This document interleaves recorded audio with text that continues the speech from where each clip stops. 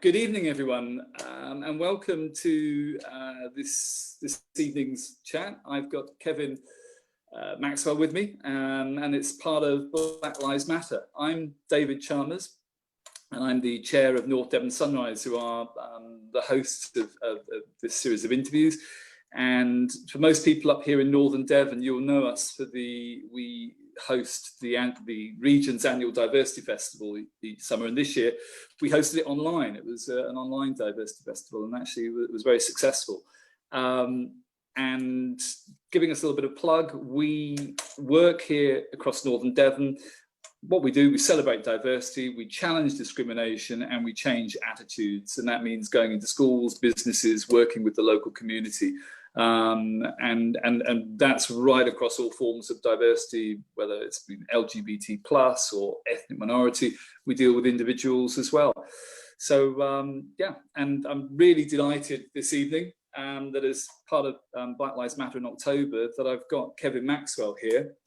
And Kevin, I've been trying to get to come visit us here in Northern Devon for the Diversity Festival, and then we had the Appledore Book Festival. And what sort of got me to do that was, and I'll give it a plug now for you, is your book, Forced Out, which basically tells your story, life story from, you know, being in the police force and what sort of happened to you in there. And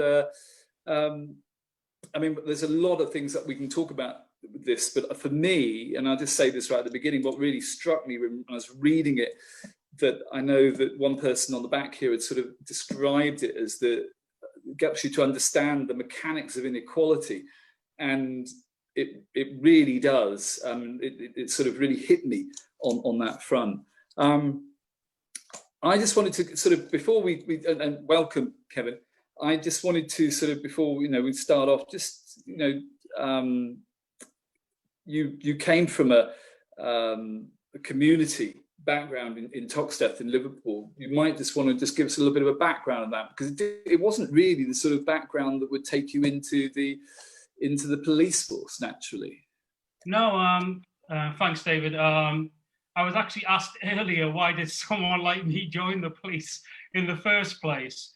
So I'm old enough to remember the riots. I'm a child of the late 70s, so I lived through the on-off riots of the early 1980s in Toxteth, Liverpool, but the riots happened throughout Britain, Moss Side and Brixton, for those who are aware.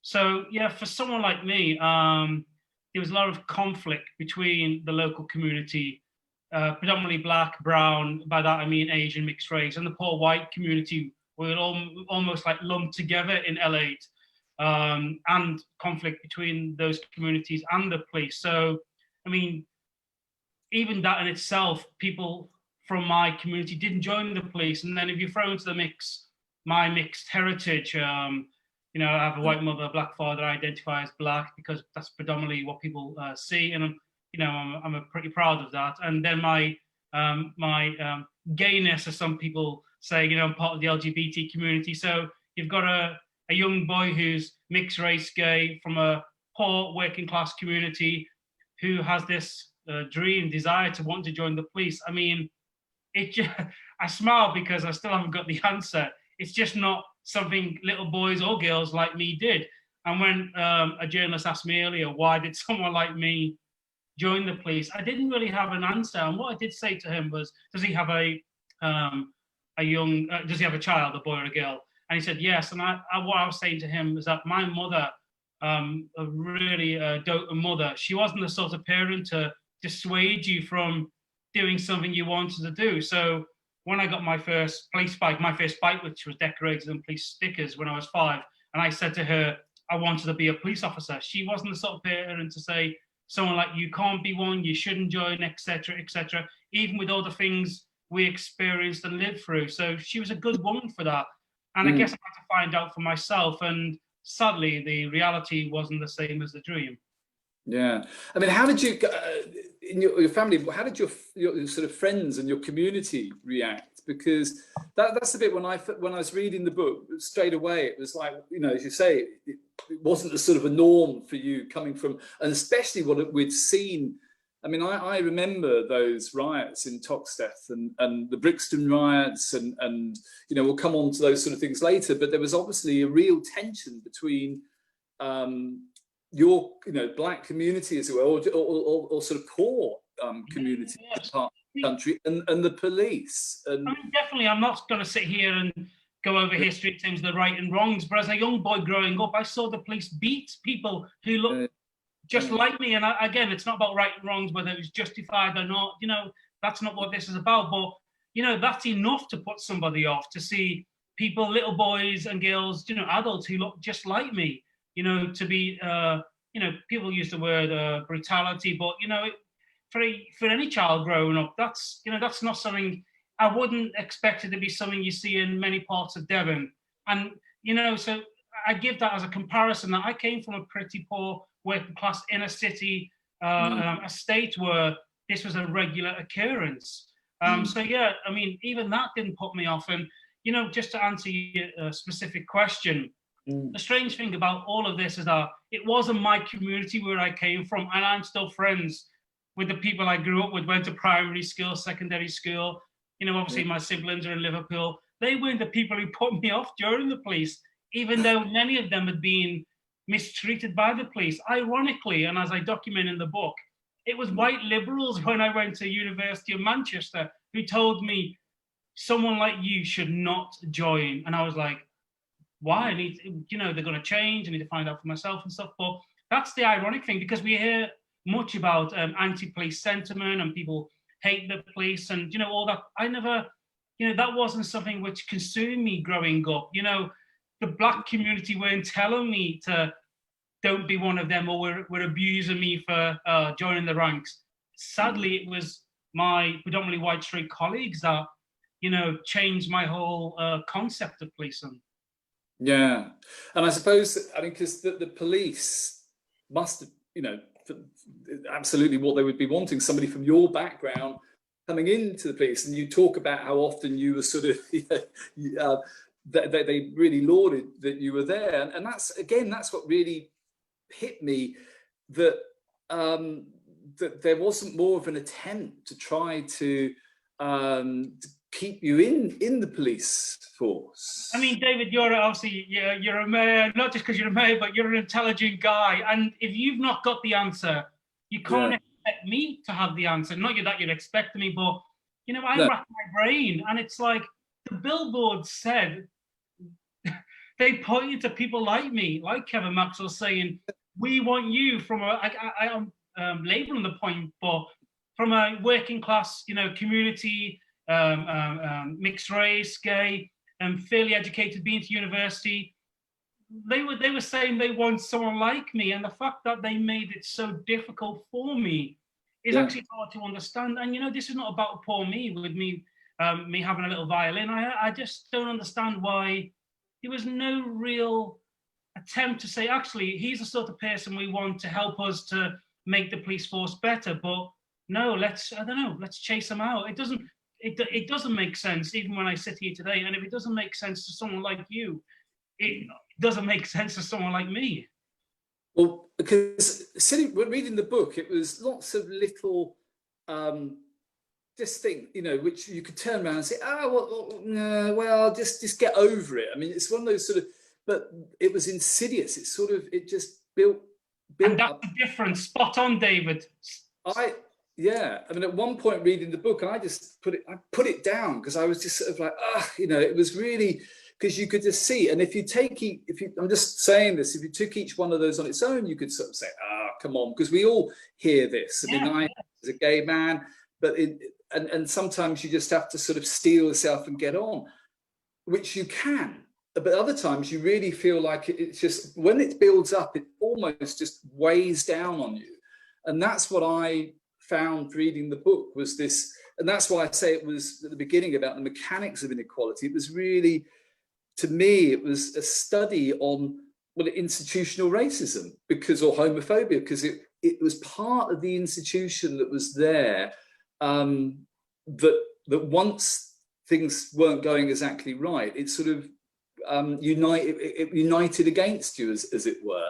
I mean, is that how you felt? Yeah, I mean, I said, sorry to interrupt, but I said before, that's Yeah. spot on. We all know the words we shouldn't say, like, you know, the Q word, the N word. We all, reasonable people know that. And that's when they think of, many people, when they think of racism, homophobia, sexism, they think of the obvious language. But, you know, this is the reason why I say it's beyond individuals. Individuals make up an institution, but I say it's systemic because it's just literally, it's entrenched in the organization. So, and I say that because, you know, if it's not, you know, direct or indirect discrimination, and that's like a legal term, you know, it's the other nuances and stuff which are very hard to pinpoint. But then when you compare yourself to a colleague who's got the same length of service, you've got the same qualifications and merit, but you're being treated differently, you then start to question, you know, what's wrong with you. And for me, what I found was, I mean, people like me just, I've said this before, we're a thing of fiction. You know, to this day,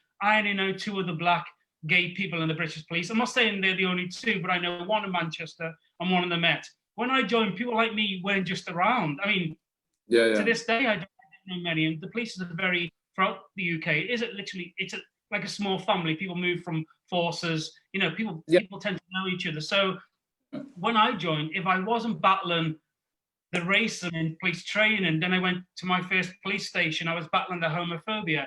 Then I went to my second police station and I was battling the racism. Then it was a homophobia. And I didn't really understand it. And one of my publishers said to me, and it made a lot of sense, it's the idea of this chipping away. You're spot on. One incident on its own, you could just say, oh, you know, that person's ignorant or it's misunderstanding. But there were so many that you then become aware that it is an institutional problem. And I'm not the only one. I'm just one of a few, I would guess, who have dared to speak out about this and actually document his experiences. I mean, again, you might not like me as an individual or say, oh, he caused it, where's his personal responsibility with regards to what went on. But most of this, my experiences, the police were documenting them themselves without my knowledge. So, for example, at my first police station, when I was experiencing homophobia, direct homophobia, my seniors were already aware, writing memos to each other, saying that they were worried that I was going to become subject to victimization because of my sexuality, rather than doing something about it. So I'm not that significant to have such an impact on an organization. You know, I was the employee, not the employer. Yeah, because in the business world, which is where, you know, I come from most of my career, it was very much the leadership that needed to make a stance. I mean, you know, I spent a while, you know, quite a bit of my career working in Asia, and I remember, you know, the CEO coming over and basically saying, you know, we will not put up with any discrimination of any kind, and, you know, whether it's, you know, LGBT or ethnic, and really made it clear that, you know, if you did, you weren't welcome in the organization. Now, I suppose it's, you know, it's something that's what I found was lacking. I thought, well, if you're putting out there this message, organizations have to change, and I would say, yeah, police needs to change, whatever. But it just felt as if there was this lack of leadership or messaging coming down from there. What did you? Is that how you felt? Or? Yeah, I agree. You know, leadership is a top-down, not bottom-up. You know, leaders set the standards in an organization. So, you know, for those who have not read the book, it wasn't until 8 years into the job that I actually fell unwell. So for 8 years, I'd never taken a single day off work. You know, no sickness. I fell unwell whilst on duty. And one of the police, you know, upon becoming aware of this, one of the police's first tactics, which is documented in the book, is to set up a gold group. And these are meetings at the highest levels of organization, particularly the police, to how to deal with the problem. They saw me as a problem, not as an employee who had fell unwell. At the time, I was diagnosed with severe reactive depression, reactive to my experiences over a long period in the police. I mean, one of the aims of the gold group was, and I'll tell you why I mention this, one of the aims of the gold group was to protect the reputation of the police.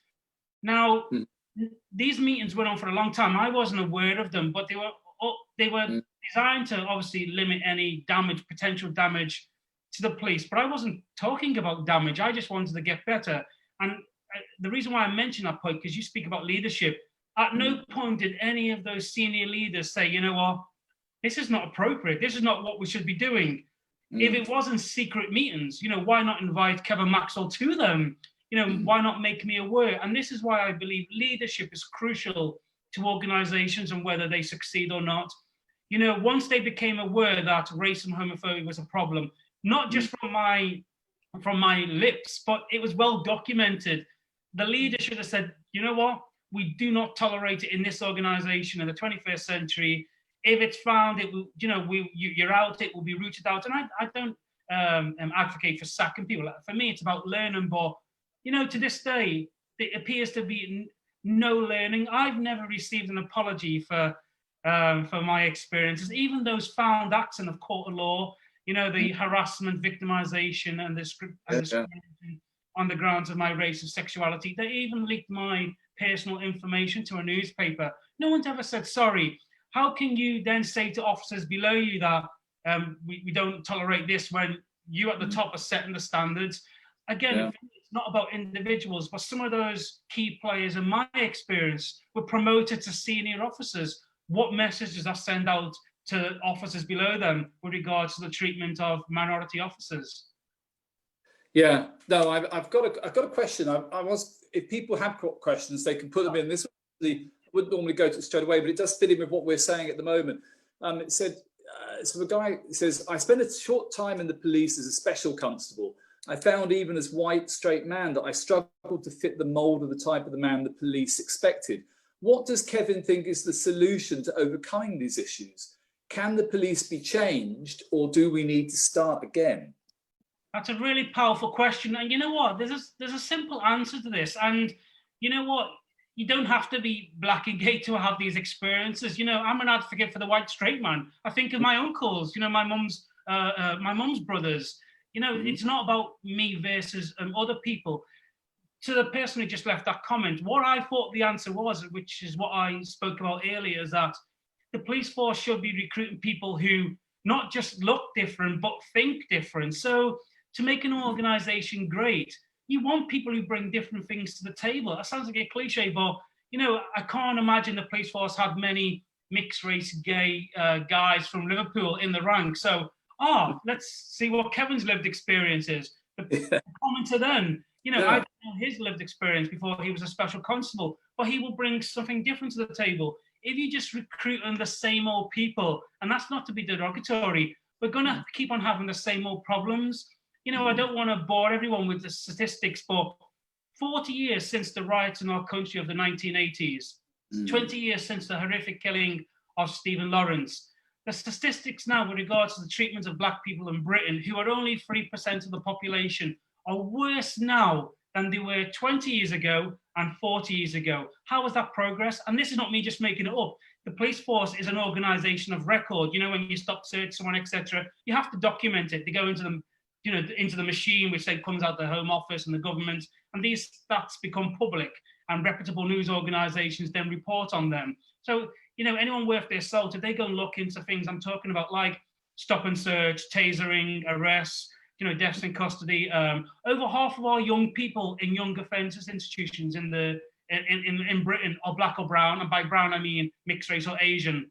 That is crazy when you think about it, when black people are only 3% of the population. So again, to reiterate the point, I've always been of the belief that the police need to recruit people who think different and not just look different. Because if they keep on recruiting black people who think like the majority, nothing's ever going to change. And this is the reason why we're still sitting here today in October talking about the same, it's more than nonsense, but talking about the same issues. Yeah, no, it is. And I mean, one person who had asked a question earlier had said it was about 10 years ago, 9 years ago that you left the police. Was that right? So I left in 2012, but the dispute didn't end until 2015. So 5 years ago is when the court came to an end.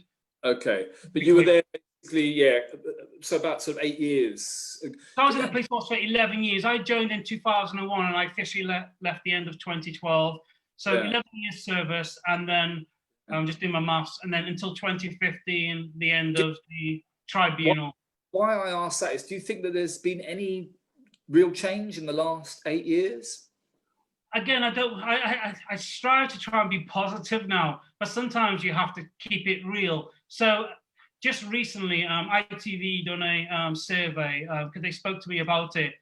Yeah. 2/3 of police forces in this country have or are facing racial discrimination claims. Just before that, the BBC done a survey where, and I talk about it, the previous survey in the book, but there's been recent ones where over 60% of Black and Asian staff feel that they can't progress, the organisation isn't dealing with racism properly. Just recently, the BBC did another study, and by study I mean, you know, not just research, but actually speaking to Black and brown officers and new recruits. It was just a couple of months ago where Black and brown recruits were leaving the police service as quickly as they joined. That's actually a sad indictment on our police service. If we're recruiting these people, but they're leaving as quickly as they join, that's doesn't matter about me. You don't. Again, it's not about Kevin Maxwell. That's just generally sad. I think that our police force is not keeping hold of these people, because there's a problem. It's the problem I'm writing about in the book. It's the problems you and I are talking about now. I mean, even if we go down to the point where, to this day, a police chief won't admit, with everything what's going on with the whole disproportionate around coronavirus laws towards Black and Asian community, no police chief has stood up yet and said, you know what, we've got a problem and we're going to deal with it. It's just keep on denying it, which it does nothing, I think, to bring communities together or for the communities to trust the police. Yeah, because I mean, we've seen, you touched on something there about, which I'm well aware of. Well, I think people are more aware of it, of the situation in the US, with the number of you know, the percentage of Black men who are actually sort of incarcerated away for crimes, and actually far higher percentage for being sort of locked away than say if you were white for doing the same crime, and a lot of it is around drugs. And this summer, what we saw on TV with you know, Floyd being murdered, sparked, you know, this huge sort of outcry in the US, and it felt like it was coming, because exactly what you've said about COVID, it was the more Black, Asian, ethnic minorities were dying from it. Then you suddenly had this example of the police, but there's a whole sort of racism there in the society. Do you feel? I mean, we're talking about the US, but do you feel that we've got an equal problem here in the UK? So yeah, I think, you know, I'm British born and bred, and you know, we all know the way. If you're raised in, you know, British society in terms of our structures, schooling, you know, interaction with the police, the NHS and stuff, you know, there's a certain way we think and stuff. And what I say is that, as a Brit, to talk about these issues makes us uncomfortable. It's almost like the elephant in the room. Whereas the Americans, I see, as very, you know, they're very, just with regards to my American friends, they're very more, I don't mean in your face, but, you know, they don't really skirt around the issues. And so you've hit the nail on the head again. You know, there's been many murders by the police, or, you know, negative interaction with Black communities in America. But for the first time during a pandemic, we're all sat at home. None of us can deny what we saw with regards to the killing of George Floyd. And it affected us globally in a way I've never seen before. And, you know, in the UK, I've never seen so many, I keep on saying this, good white people say enough is enough, take to the streets and talk about these issues. But they've been going on for a very long time. So, you know, again, I don't want to bore your audience with stats and stuff, but we equally have our home problems here. So if your audience was to look at, there's a charity called Inquest, for example. Since the 1990s, and we're not talking hundreds of years ago, since the 1990s, over 1,700 people have died in police custody in England and Wales, not Scotland or Northern Ireland, just because they tracked the deaths from the 1990s. No police officer has ever been convicted. Now, again, it's not for me to sit here and talk about the rights and wrongs, but these are the same issues what they're talking about with regards to America, deaths in custody. And what I'm saying is, like, who was the voice for those 1,700 families whose loved one has died in custody whilst in England and Wales? And it's not about, I'm not going to sit here on my moral high horse and blame individual officers, but I'm saying we do have our own problems. I've just told you that Black people only account for 3% of the population in Britain, but yet over half of our young jails are full of people who look just like me, yet we are only 3% of the population. That it doesn't make sense, but it shouldn't make sense. It's you know, I've not got the answer. I mean, the answer is systemic racism. That is the answer. But I've not got the answer as to why, you know, we've still got these problems and we're facing them. But you mentioned Stephen Lawrence earlier, and I remember as a young man just horrified at you know, that really did expose, you know, a real problem in that it wasn't treated seriously. You know, he was seen as almost being the problem rather than the victim because he was black. And had that not been the case, it might well have been, you know, that people might have been caught earlier and whatever. And I remember just watching it. And again, the police and our society had to really sort of face what was, you know, it's systemic in the police force, but also in our society as well, I think. Do you think that we need a sort of a situation, don't want that, but we need to come to that sort of space again to really confront what is going on? I would say no, because I mean, Stephen Lawrence is just one of many young black and brown people who've, you know, died at the hands of those who've, you know, caused them harm in our country. You know, Stephen Lawrence is the name we all remember, but there's many other names beyond Stephen, you know, who've been murdered or, you know, injured because of their race.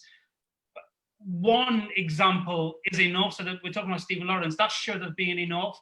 You know, as a country, we had to force the police into an inquiry. We had to force the police. I mean, to this day, you know, as an institution, they never accepted the institutional racist label. That had to be Sir William Macpherson, who labeled the police force institutionally racist, almost like a wake-up call. But he said, Sir William said something really poignant, which always stuck with me, was the fact that racism will never be cured until we admit it. So just recently, again, it's not about individual chiefs, but particular police leaders in the UK have been asked to, you know, admit there's a problem so we can deal with it, and they're still denying it. And I've always been of the belief, I'm not an armchair person. You know, I served 11 years in two of Britain's biggest police forces. I come from a black community, so I have that real lived experience. And I say, until we admit there's a problem, we can never solve it. Until we say, you know what, there is a problem. Our own stats show that there's a problem, i.e. the arrests and other things I was talking to you about.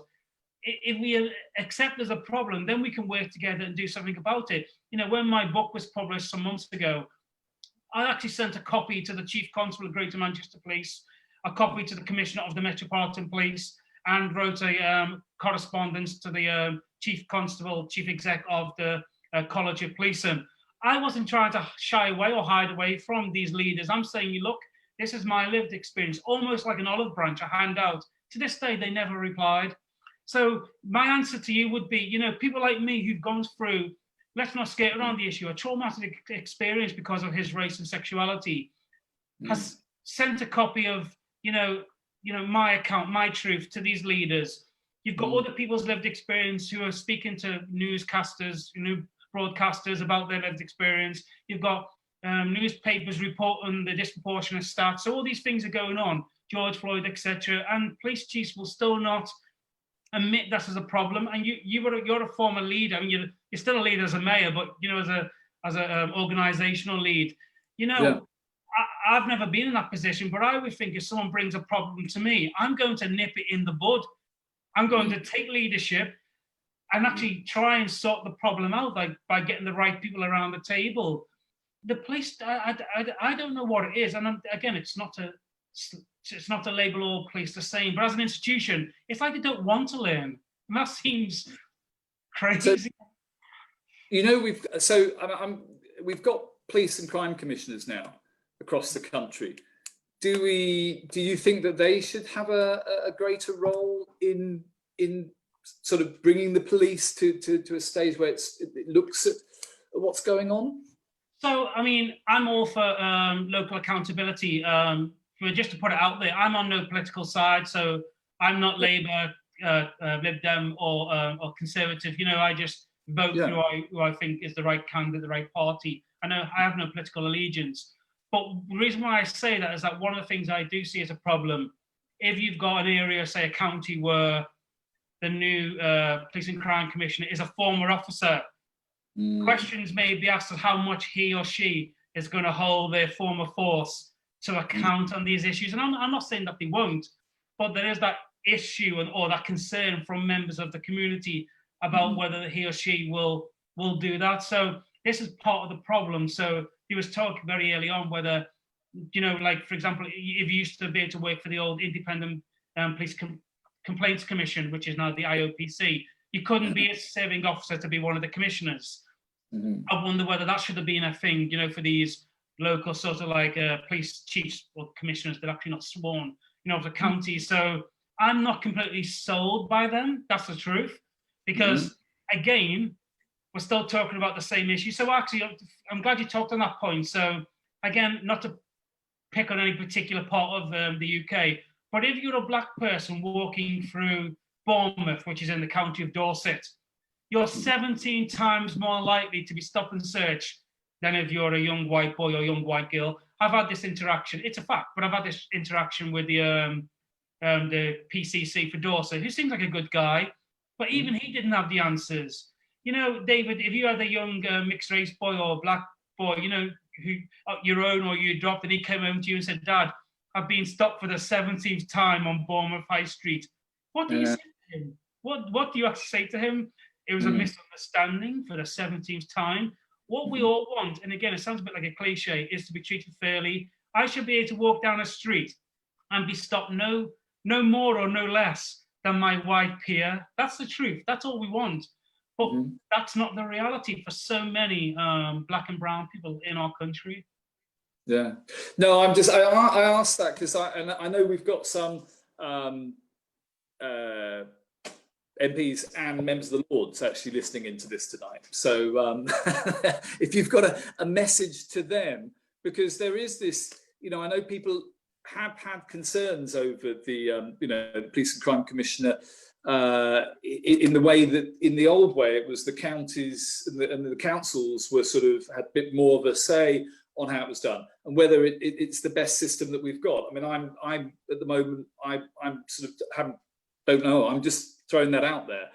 I mean, obviously you've raised a very serious sort of concern with that. You know, I'm with you. You know, I think your leaders are only as good as like the end product, and by that I mean, you know, what he or she does to want to enact real change. And for those who are listening, you know, I've done my bit. I'm in no way anti-police. I'm a boy, 5-year-old boy in Liverpool who wants to do nothing but serve his community. I was obsessed by the police. I wanted to be blue. You know, I joined, again, the dream, the reality wasn't the dream.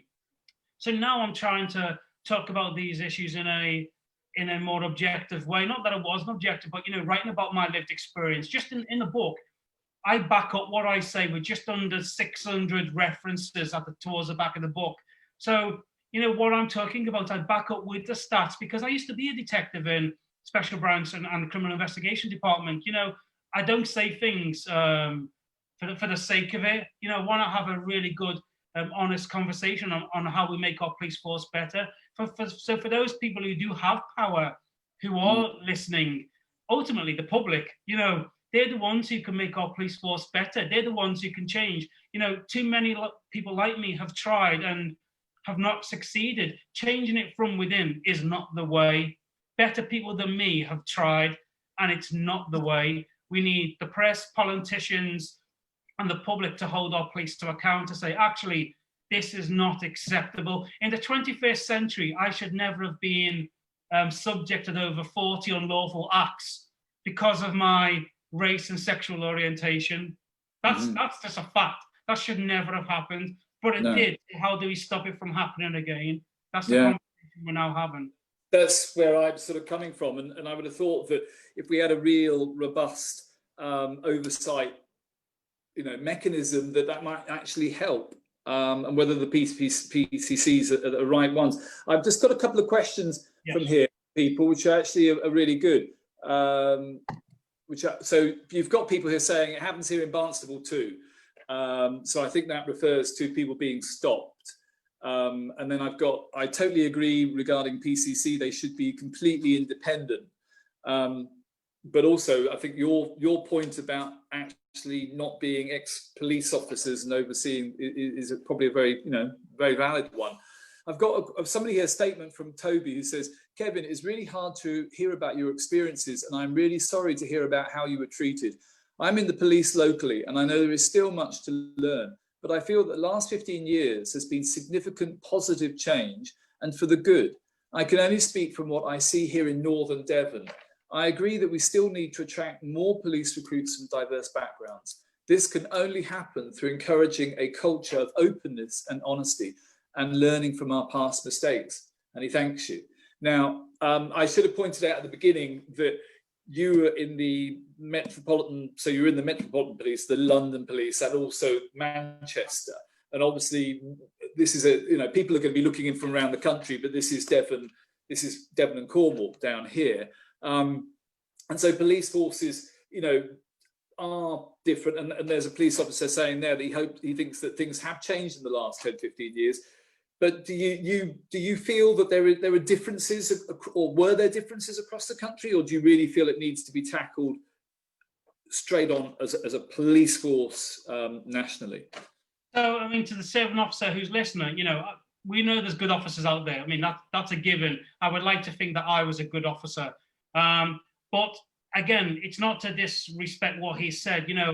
My lived experience is not what he has said. So, I've documented in the book I've written about, my time in two of Britain's biggest police forces and what I saw and heard about the police, growing up in inner city Liverpool, right through to the Macpherson. It's well documented. We have not changed enough. We have not. And, I'm not saying for him or her, I think it's a him, you said, yeah. He may have seen change, but for me, that's not produced any real change for me, because look, I'm sitting here talking about such a horrid experience. I should still be in the job around this. I don't want to use the word so-called change, but around this change, which is not my reality. And just to say, he will know about how the police force works. In the UK, obviously, we have 4 countries. We have Scotland, Northern Ireland, but the England and Wales work as essentially one service. When you apply to join the police, you apply to join the police service of England and Wales. The Home Office essentially runs the services around the country. So that's why many officers move from force to force, even across borders in the UK. Of Northern Ireland, vice versa in Scotland. And I just want to say this, and again, it's not about individuals. One of the very senior officers at London's Met, who was involved in my experience and in leadership role, is now the Chief Constable of Devon and Cornwall Police. So I don't want people to try and make out that it's just their problem. It's our problem. It's a British problem. And these same leaders are moving from force to force. It's not for me to say these leaders are bad. I'm just saying, for us to try and put it in a box like it's just a problem over there is not the right answer. It's a national problem, and we need to deal with it as a national problem, because ultimately we all want to make our country better. It's not about making a local area better. We all just want police officers who treat everybody within the law with respect and justly. That's ultimately what we all should want. And we are not there yet for my community or the communities I come from. And that's my truth, and that's my lived reality. Many people like me, with the experience I've had, and I try not to use the word hate, dislike the police for their lived experience. And for me, I'm trying to not let that consume me. I'm trying to go about this in a different way by having these real adult conversations on how we can make our police better. I never wrote the book to get back at the police. I wrote the book to say, look, this is someone who you said you wanted. This is my reality. This is the consequences of, I guess, of your actions. And I guess for me, it's a bit of like a wake-up call. My part in trying to make the police force better. Yeah. So the question again, it's a good one here. What advice would you give to someone considering joining the police force today from a BME background? So it'd be very easy and a smart for me just to say no, and then there's your answer. But what is that actually? even if my true self wants to say that, I mean, even with my experiences, and I really disliked the police, and I was like, yeah, just say it. When I reflect later, I'll be saying to myself, Kevin, why did you say that? You didn't mean it. So what I say to, and I've been asked this before, what I say to young, don't have to be young, you know, to black and brown people, to LGBT plus people, to women, you know, because there's still issues of sexism in the police force. If you're going to join, but go in with your eyes wide open. I was to, I guess part of my character is being sort of a laid back person, believe it or not. And I think had I been a bit more tough at the beginning, then some of the things may not have happened, but then that changes the whole essence of who you are. And I didn't want to change who I am because I was bringing something else to the table. So, you know, I don't swear, but I shouldn't join an institution as, you know, this dream job and then become a hard-nosed person just because that's how I'm meant to fit in. That's not what we want. Again, we want people who think different, who not just look different. So what I would say for those minorities, join if you want to join, but have your eyes wide open. And by that, I mean, you know, have zero tolerance to any form of discrimination. Yeah. I've got another question. Do you feel as a minority group we need to engage more with the police? Get involved with IAG boards, etc. That came of course, I mean, I hope I'm being truthful, but I want to be really truthful about this. I never understood why many black and brown communities didn't like the police. Didn't like the police. And it was very true for the LGBT community pre-2003. Yeah. You know, you know this, David, is your lived experience. You know, but for the black community, something just won't give. And I think, I don't know what it is. We've just not had the same sort of progress. And this is not to pit communities against each other, but the black community are still talking about many of the same issues they've been experiencing for the past 40 years, and something's not right. And that's why they're not willing to, let's use the word roll over or accept the status quo. I never understood why black and brown communities did not trust the police. I never understood it. Having been in the police force, having served as an officer, you know, wrote about my experience. And like, again, to this day, no one's ever apologized. No one's ever said, you know what, we could have done better. We got it wrong.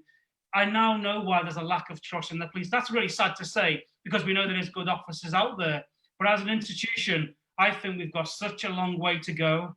Yeah. No, I had a meeting with the police here a couple of years ago, and we were talking about, very much from sort of the LGBT side, and a lot of older, especially gay men, had a lack of trust with the police and how they could sort of outreach them. And there was, you know, I'm old enough to remember that police used to come into the bars and try to sort of, like, the pretty police trying and you know, entrap gay men. And it was very much felt as if that the police weren't on our side. That, I think, really has changed. I think that through you mentioned in your book the pride through London, parade through London, and Brian Paddock was on there with me. The two of us walked. I remember walking along almost beside him down through there, and like, got to know him.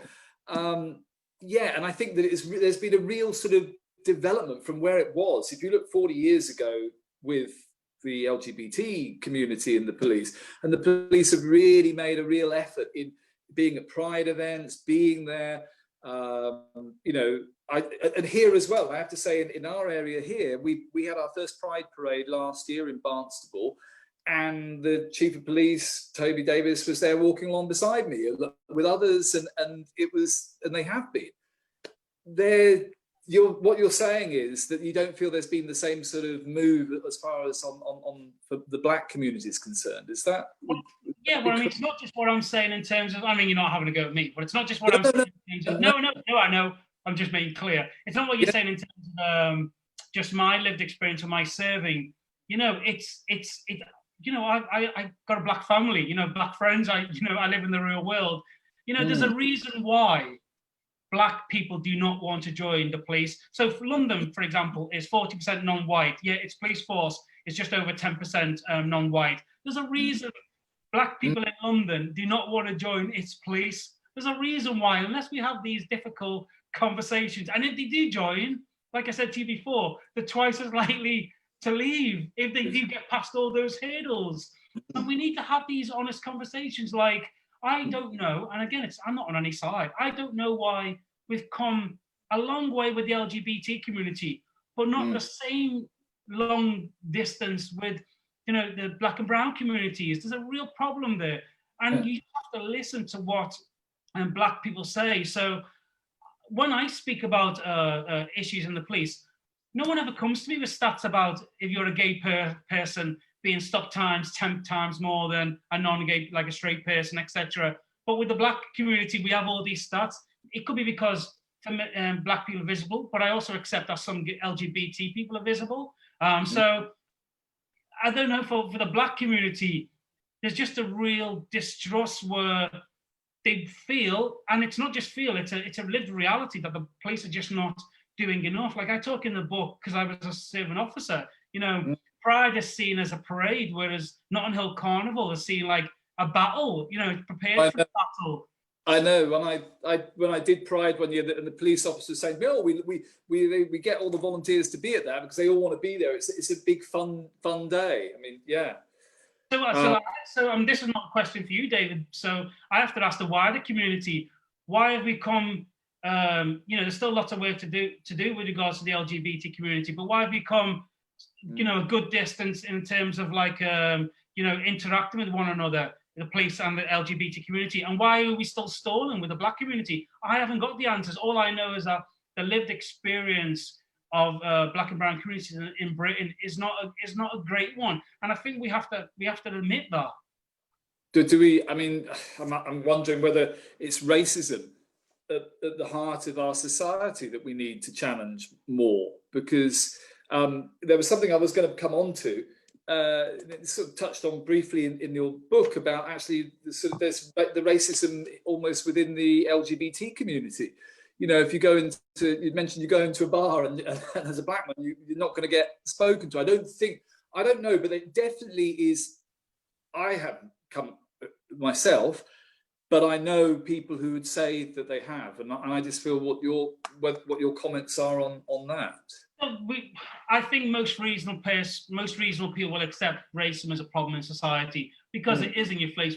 We see enough videos, enough people, you know, documentaries and blogs and journals, etc. So, you know, with no reason to disbelieve. You know, we saw the murder of George Floyd, you know, in terms of that being one of many in the US. So there is a problem globally, especially in the West. So yeah, I don't think the police force is unique in terms of all races join the police. You know, it's a societal problem, and you touched on it.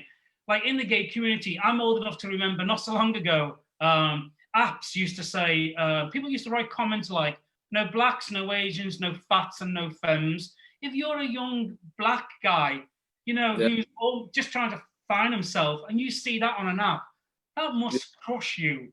You know, it must crush you. So what they started doing was started banning the use of these words, you know, blocking these individuals who are putting such discriminatory language on. But what people have done now is be smart about it.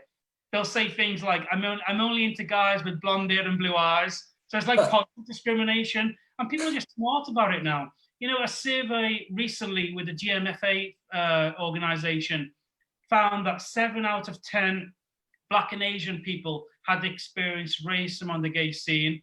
That's absolutely awful. That, you know, as gay people, we already know oppression. So then to be a you know, a Black or brown person in the gay community experience, so that's, you know, double oppression. It's quite a nice thing. You know, I was in a bar in London a few years ago, and a young guy, really nice, came up to me and said, I've never been out with someone from Africa or the Caribbean. I'm from Liverpool. And he didn't mean it in an offensive way, but you know, he felt that was appropriate. And so where's he coming from? You know, someone else may have reacted in a different way.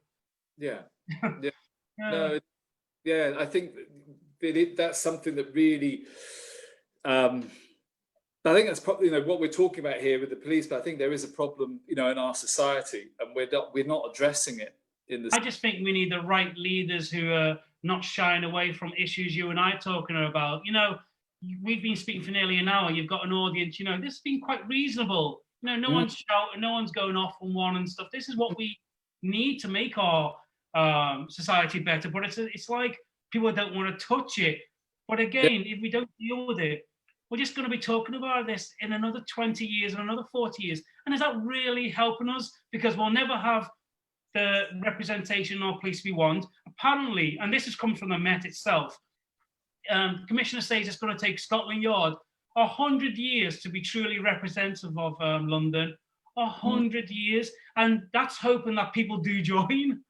You know, or not just join, but stay. I mean, 100 years, what was that, a 2120, that we won't really get a true London police force until that time. That's not good. It's almost shameful. And we have to ask the reasons why. And again, it's not to argue with the officer who gave the great comment earlier, but it's about saying, you know what, his reality and his lived experience, excuse me, might be very different to mine and so many other Black and brown communities. And again, there's a reason why people are not joining the police, and if they are joining, why they're leaving. And that's why we need strong leadership, political and policing, who say, you know what, enough's enough. We know there's a problem, or we have this problem, and we're going to sort it out. It will give faith in people like me. It would shut people like me up. You know, people wouldn't be demonstrating about anything because, you know, we're being heard. We have a voice, and more so with the whole Black Lives Matter movement. And in the UK now, we're celebrating Black History Month. But what I say, I think it's good that we celebrate Black History Month for people like me to know, you know, where our forefathers came from. But I'm Black 12 months of the year, not just one. And I guess my LGBT brothers and sisters could say the same. But I don't dismiss the acknowledgement of the celebrations for the month of October. But actually, what we've done here in Northern Devon in the last 5 or 6 years for LGBT History Month in February, we've brought down a speaker, we've had something like this, and we've gone into the local college, and it's really become, you know, and from and out of that, 5 years ago, I remember we even talked about having a pride parade through Barnstable. Oh God, don't do that, we'll never be able to do that. But we got to a stage where we were able to do it. And in the first year we did it, we had a group, an LGBT plus group at the college. And I think there were like 5 students who were members of it. And they met in a room on a Tuesday, hidden, you know, it was all very secret. The last year, they had something like 30. And they were like, we want to be there. And they were out in the open. It was note on the notice boards. I know there's been a change, but I think, so something like this is the first time we've done this for Sunrise for Black History Month, and in an area like ours here in Northern Devon, I think it's a step. It's the first step. No. We need to do something about it and have these open discussions like we're having today. I'm not knocking. Oh no, I'm not knocking you. I think what you're doing is a wonderful thing. Maybe Devon is the way forward. Maybe Devon needs to be leading the country.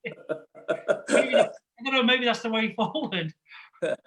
Well, I've got a couple of questions here from people that I just wanted to come back to. So Toby said, Kevin, clearly difficult off the back of your experiences, but what do you think the police could do to better attract BME recruits and reassure BME communities? And also on that, I've got another, says, comments in relation to the above. Racism permeates all levels of society, and unfortunately, when faced with authorities such as the police, that is predominantly white, it automatically places young Black people on the defensive.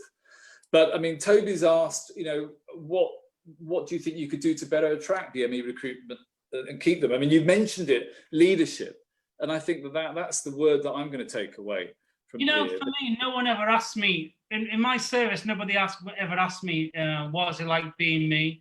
You know, I think had I felt valued, you know, maybe it would have been different, even given everything what's happened to me in my 11-year service, which I document in the book. And it's all public record, you know, the challenges with regards to race and homophobia. No leader ever come to me and said sorry, or said, you know what, we're going to learn from that, and I'm sorry to hear of this. That in itself is quite a big statement. And I know people talk about all these issues about liability, or you don't want to be seen to be weak, and admitting this and admitting that. But it was found at a court of law that the police had treated me differently because of my race and sexuality. This is not something someone's just making up. These are facts of law. And yet no one has said, So is my life, and I don't want to be all morbid, but like, is my life not as valuable as another life? Why is that? Why is that not being done? Why have I not been acknowledged with regards to my treatment? And for me, it's probably too late now. I'll probably take it to my grave. But I'm just saying, the answer, I guess, is, and many Black and brown people don't feel valued. People don't want to join the police force to be a token or to be a diversity quota. We need to recruit people who want to be police officers, who want to actually do the job, not for the sake of it. I'm not somebody who was woke up one day and thought, I'll just be a police officer. It was a long-held ambition. I went through 2 cadet forces. I never lost that dream. So again, if they can't keep hold of someone like me who actually wanted to serve, what hope is there for those who may come to the idea of police and later on in life? Yeah, I mean, Julie's just said here, we are coming towards the end, but I just wanted to read this because she says, Julie, I think some of the problem is that we have become a society that tolerates every kind of abusive and discriminatory behaviour. As a female disabled person, I see this all too often. I am told about it all too often. Transphobia is the highest reported hate crime, closely followed by disability. I keep being told Northern Devon is not a diverse community. Of course it is. But people with protected characteristics try to stay below the radar. I live in the hope that one day we can just accept that we're all the same and all different, and that is the rainbow, that is the beauty of the human race. Yeah, I mean, great comment there from Julie, and I would say, really anybody who really wants to understand you, and that's where we started out from, because you talk about your real, it was your love. You wanted to be a police officer right from a young lad. And then you got your dream, you were there, and you would have been what I would have thought would have been the ideal candidate. And then this sort of abuse started. And then, as the book says, it was, just systematic discrimination that just sort of surrounded you and as you say in the book, it forced you out. So I would really recommend anyone who's, wants to know more about your story to read this. And it's been a really, great, a great experience for me having a chat with you, Kevin. I'd love to, you mentioned we'd love to invite you down to visit us here in Northern Devon at some point, because I'm sure you'll love it. It's one of the most beautiful parts of the country. I hear only good things about Devon. Maybe I'll find a nice husband in Devon and I'll be down the lane somewhere. But that was a positive note to finish on. Ultimately, we all bleed the same. I don't like blood, but we are all the same at the end of the day, and we just need to be a bit more kinder to each other. That's where I would finish on. Yeah, and I've got messages from here saying thank you, thanks for coming to all the listeners, and I like to repeat that as well. And thanks for your contribution, and thanks for those people who have listened and contributed to this, because I think it's been a really it's been a great evening. Beautiful. Thanks, everyone. Yeah, thanks very much for this evening. Really. Thank you. Bye-bye. Bye. Bye-bye. Bye.